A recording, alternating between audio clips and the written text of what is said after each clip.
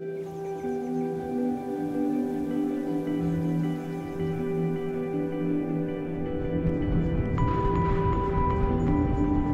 véhicule n'est pas un concept car, c'est un démo car. C'est en fait un démonstrateur technologique. C'est un démonstrateur qui permet de mettre en avant tout le savoir-faire qu'on a acquis. On a réalisé une vraie voiture autour des technologies les plus innovantes développées par Renault. La philosophie, c'est de proposer à l'entreprise une somme de briques technologiques qui vont permettre des ruptures en allègement et en aérodynamisme et ainsi contribuer à l'atteinte de nos objectifs d'émissions CO2 qui se sévérisent fortement à l'horizon 2020. EOLab, c'est une vision de ce que pourraient être les Renault du futur.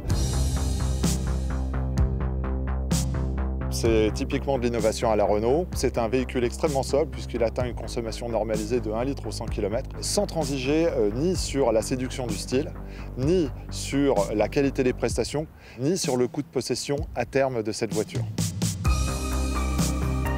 On a mis l'accent sur 3 piliers. D'abord, on a allégé la voiture, on l'a aérodynamisée et on y a adjoint une chaîne de traction hybride, dite ZE hybride. ZE hybride sur EOLab est l'association d'un moteur thermique d'un côté et d'autre part une chaîne de traction hybride avec une autonomie électrique très importante, jusqu'à 60 km. L'objectif global du projet, c'est d'alléger d'environ 30% l'équivalent d'une Clio 4. Il a donc fallu mettre en œuvre 4 familles de matériaux, de l'acier, de l'aluminium, du magnésium, des polymères. Il s'agissait ensuite de mettre la bonne matière au bon endroit dans la caisse, toujours en recherchant un compromis entre le gain masse, le coût et la faisabilité industrielle.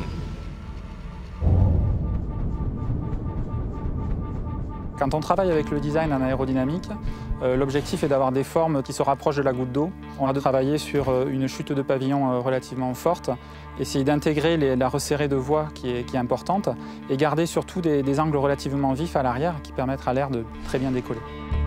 La traînée aérodynamique sur Super Alma est énormément réduite. On représente à peu près 30% de réduction par rapport à une Clio 4, soit environ 6 à 7 grammes de réduction de CO2 par kilomètre, ce qui est une valeur vraiment énorme.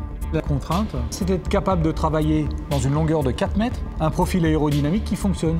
D'où les attributs de flap à l'arrière du véhicule. Les flaps permettent de réduire la traînée en diminuant la taille du sillage de la voiture. Le spoiler actif est un élément qui permet de réduire en fait le débit de soubassement. Les jantes actives, c'est un système qui permet d'optimiser l'aéro quand les freins ne sont pas sollicités et d'ouvrir la jante quand les freins seront chauds et auront besoin de refroidissement. On atteint une performance vraiment exceptionnelle en appliquant finalement des recettes qu'on a mis des années à maîtriser. Finalement, EOLab, ça n'est qu'une étape particulière d'un projet plus vaste, Super Alma, qui emmène toute une quantité de ruptures technologiques proposées par les métiers qui visent à atterrir sur les voitures du futur selon plusieurs horizons qui vont jusqu'à 2022. Ça a été une aventure humaine. J'ai découvert un Renault capable de se mobiliser, de souder les hommes et de les challenger autour d'un objectif, de se surpasser, d'arriver à des choses presque impossibles dans des délais incroyables.